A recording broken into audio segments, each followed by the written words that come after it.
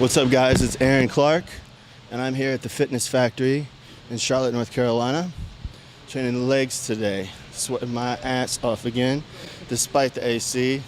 It wasn't cool enough for me. Still aiming on the Chicago Pro. With all this sweating, I'm definitely going to bring my weight down, no doubt about it. So today, I have been squatting a little heavier today. I started with the leg press, and then I squatted second. So I went up to 5 plates, not quite as crazy. But I only did one set because my bicep tendon's been bothering me. One set with 5 plates, just because a week ago I was squatting a little heavier and I pulled it a little bit, re-racking the weight. So just kind of using a little caution there. Then I finished up with some volume, a squat machine supersetted with some walking barbell lunges. I like to superset pressing movement with lunges. It's a great way to burn it up. Full leg development. I also left out, I started with some like a glute ham raise variation on the back extension machine and some leg extensions to warm up. With your, bud, and I said this off camera, with your lunges and stuff, bud, lunges, great range of motion, very low. Can you explain to people why you prefer not using dumbbells as some do? Well, I feel that as you take that stride forward, having the weight up, on a squat position, up on your upper back, it forces you down and forces you to kind of drive from your hip area, as opposed to sometimes when people have dumbbells, they might lean forward. And yeah, you can do the same thing with a barbell, but it's a little harder when you have your, your scapula locked into place and your core tight.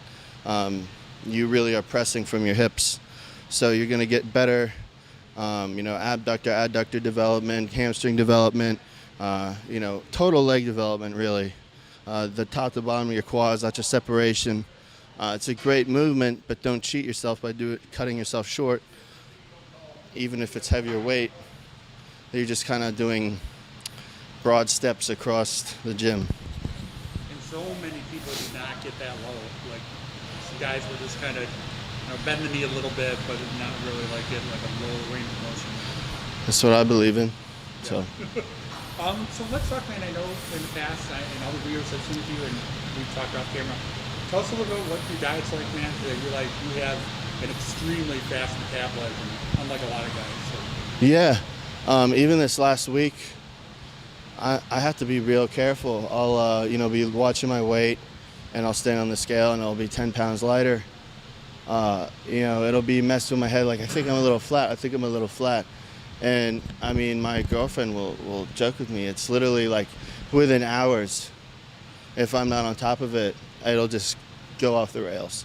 So I have to really be on top of just constantly, fluids and food and fluids and food, and not letting my blood sugar get too low, and it'll just knock me off the rails. And it takes me usually a couple days sometimes to fully come back from it. If I get too low and like it's deficit, I'll have to skip training maybe for a day and just try to restock the supports. So it's odd. I know people say, "Oh, I wish I had that problem," blah blah blah, but it's kind of a pain in the ass, to be honest. When you're bodybuilding, you're trying to maintain a certain amount of muscle. Just to maintain enough intake so that you can perform on a daily basis is hard, let alone to gain weight. So I'm not complaining, but I'm just saying that it's something that, especially recently, I've been struggling with, is just getting that, if you're busy during the day at work or whatever, things come up, you can't let it throw you off your game, because you'll be off your game. Yeah.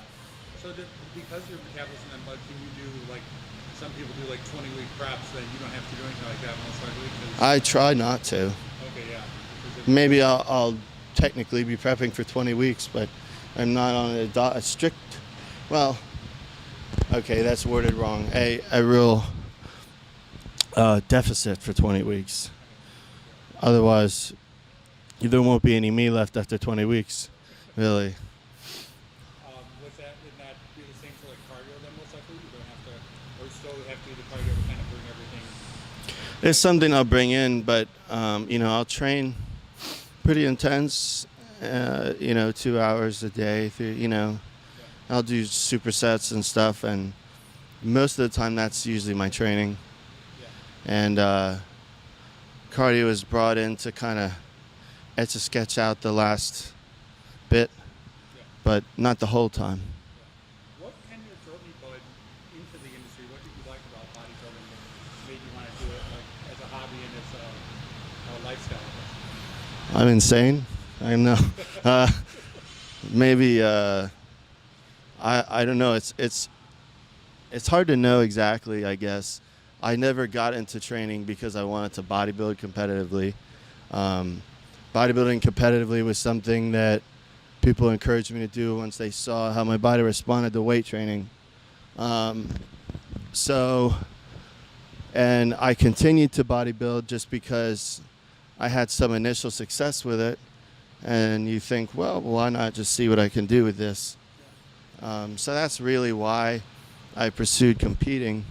It's because I was like, I think I can do this. And people told me, oh, you got to go for it. Like, you could be really good at it.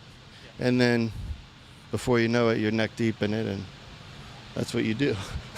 But, I love to train and to change my body, achieve physical goals.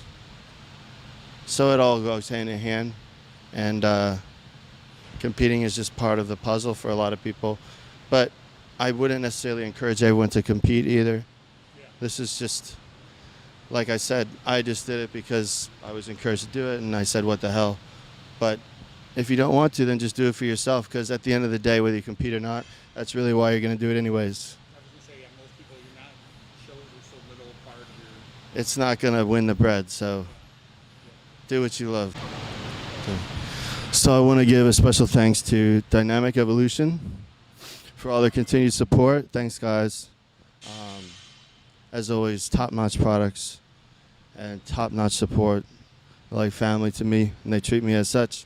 And, of course, the biggest thank you to my girlfriend, Ashton, for everything she does and talking me down from my many ledges that I climb up on all the time, and turning my head back straight and helping me stay in one piece. And so I love you, and thank you guys for all the support.